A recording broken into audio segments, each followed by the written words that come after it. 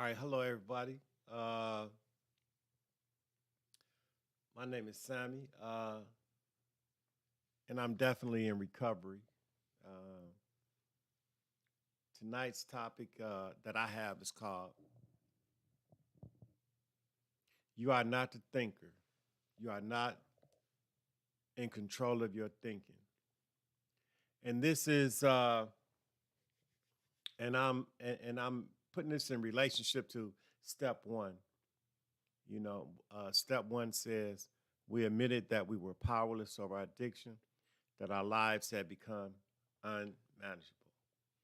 And if you look at step one, it's talking in past tense. It says we admitted that we were powerless over our addiction, that our lives had become unmanageable. A lot of times when people talk about step one, they usually, uh, most of the times when I'm sitting in meetings, whether it's Zoom or in person or otherwise, when people talk about step one, they're talking about it as if it's talking about a particular substance, and it's not. Plain and simple, it's not talking about a particular substance, whether it's drugs or alcohol or gambling or sex or food, because we have these anonymous relationships. Understand what addiction is. Addiction is obsessive thinking and compulsive behavior. It's obsessive thinking and compulsive behavior. Once again, addiction, whether it's gambling, whether it's sex, whether it's alcohol, whether it's drugs, whether it's work, and these are the symptoms of addiction. What I'm rattling off now, those are just the symptoms. Addiction is obsessive thinking and compulsive behavior, and what I just mentioned are the symptoms. These things, these things that I just talked about, let you know that you are under the influence of an addiction. Why? Number one, what is obsessive thinking? Obsessive thinking is an ongoing thought that's looped in the mind over and over and over again about a person, about a place, about a thing, about an experience or a thought, or even a perception. It could be something that I could perceive in my own mind, and it's going over and over and over, and eventually there's a behavior that follows that thought, that I act up on that thought. This is addiction. So when step one says we admitted that we were powerless, what it's saying at this point of the step is that you're looking at past experience. You're looking at a past experience, and the thought of that experience is ongoing, it's playing an ongoing loop. And it's usually based on either resentment, anger, or fear, and its subcomponents. At this time, I like to say, yeah, hit my subscribe button, and because I'll be coming out with ongoing videos in the recovery area. Now, I understand this too. I like to say this at this point. Recovery is not also about um, recovering from the things that I just talked about. Recovery from trauma, from traumatic events, whether it's individual or on a group level. Some people talk about historical events that have happened in their culture that they faced, which have left what can be called generational, quote unquote, curses. I know in my culture we have slavery. I know also, the Indians have the Irish have.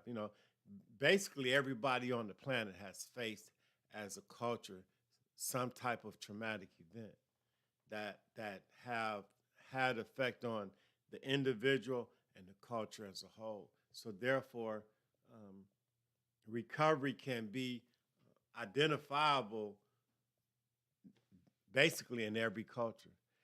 And so what the 12-step program is designed to do is to recover the human being as well as the group and the culture. Very simply said, and I'll say it again, the recovery process, the 12-step recovery process, and I'll say it like this, can help the individual to recover, a group, or even a society. Why? Because addiction covers all those manifestations of the human being and the human thought process.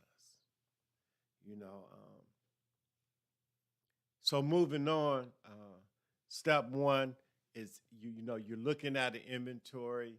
You're looking at what you were powerless over. It says we admitted that we were powerless. And this we is not, it could be talking about a group of people, but also when it's referred to the individual, in my view, it's referring to the mental, physical, spiritual, and emotional makeup of the human being. The mental, physical, spiritual, and emotional makeup of the human being. And understand also that the 12-step process or the 12-step program as introduced by Alcoholics Anonymous and picked up by so many other fellowships is a spiritual program that's designed to recover the human being. That's my view. It's a spiritual program, not a religious program, that's designed to recover the human being. And that's the human being human. That being said, so moving on. So in step one, it says, we admitted that we were powerless over our addiction, that our lives had become unmanageable. And like I said, admitting that you're powerless over the addiction. The addiction is the obsessive thinking and the compulsive behavior, that ongoing thought about a person, place, or thing, which is manifested through unmanageability, the reaction to what's going on in the head. And then there's the inventory process that's taken. That's why the term is used in a past tense situation. We admitted that we were powerless. And as you continue through the step process, and I like to say at this point, what has to happen is that the symptoms that the individual is under the influence of must cease. And that could be in the form of a drug or food or gambling or work. But I will also say this, I would like to add, since the disease is mental, physical, spiritual, and emotional, any emotional attachments, any mental attachments must be some point cease. And what are those? They'll fall up under resentments, anger, and fear. Why? Because traumatic situations breed the resentment, the anger, and the fear. And I do have a video out on trauma, but however, I'll just say what trauma is. Trauma is an experience that an individual or a group have incurred or suffered that has brought them to near death, painful, and miserable situations. Near death, painful, and miserable situations. Misery. And it could either be short or ongoing. When I say short, anything from 30 seconds to 400 or 500 years. Right. So that being said, the antidotes that we're going to talk about a lot of times is going to be honesty, open-mindedness, and willingness. I'll ask that people identify and not compare, because pain is pain, suffering is suffering, murder is murder, and death is death. And it's not unique to any one person, race, place, or thing. So that being said, I'm in recovery. My name is Sammy. Please hit the subscribe button. And my next topic that I'll cover is going to be step 2. And understand, and step 2 says, we came to believe that a power greater than ourselves could, and I like to say could, put the emphasis on the could restore us to sanity. But let me back up before I get off. Now, one comment that I made is that you are not the thinker. Why?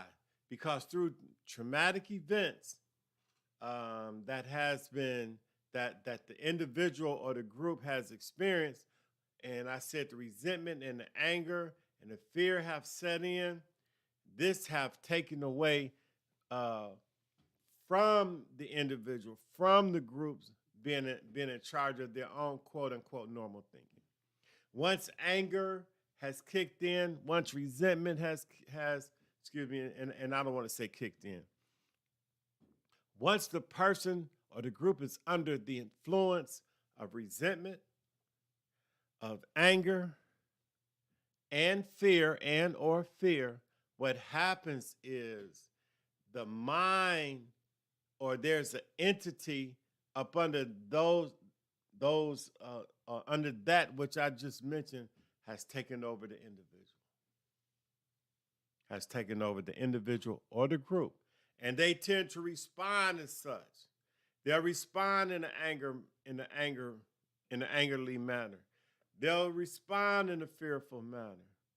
They'll respond in a resentful manner. And what is resentment? Resentment is anger at the past. Anger is anger in the present, and fear is actually in fear of the future. We're going to talk about how the ego or how the ego have been developed out of certain situations concerning the addiction, concerning resentment, concerning anger, concerning fear, whether it's the victimized, whether it's the victimized ego, or the ego that is superior, or the superior ego. We're going to talk about that and how, and its connection with the addiction, with the obsession and the compulsion. So that being said, the main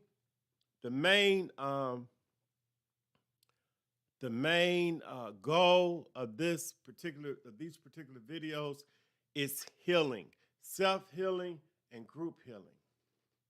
I'll be referring to different reference material, but I won't go watch the video, because you can probably do that already. But in my videos, I will go through in-depth